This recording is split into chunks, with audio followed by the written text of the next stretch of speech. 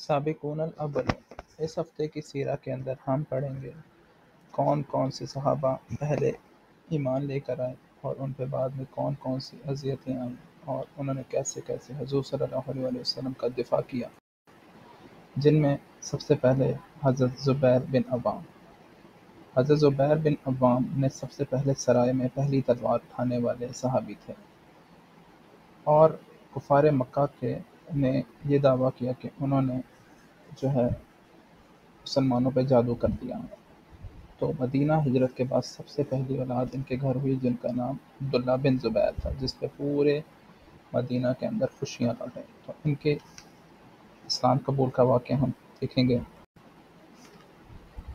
پھر حضرت خالد بن سعید العاص، انہوں نے کس طریقے سے اپنے والد صاحب کو خواب میں دیکھا جو کہ انہیں دھکا دے رہے تھے اور حضور صلی اللہ علیہ وآلہ وسلم انہیں بچا رہے، تو انہوں نے اس خواب کے دیکھنے کے بعد کس طریقے سے آ کے حضور صلی اللہ علیہ وسلم کے پاس اسلام قبول کیا، اور ان کے گھر والوں نے ان کے ساتھ کیا سلوک کیا، وہ ہم پڑھیں گے۔ حضرت طلحہ بن عبید اللہ،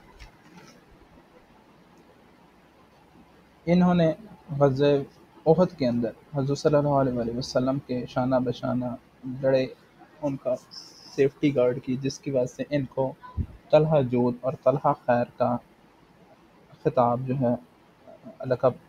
نبی صلی اللہ علیہ وآلہ وسلم نے خود دیا۔ ان کا قبول اسلام بھی ہم پڑھیں گے۔ حضرت سعد بن ابی وقاص، حضرت سعد بن ابی وقاص نے اسلام کے لیے سب سے پہلے تیر چلانے والے صحابیوں میں سے ایک ہیں۔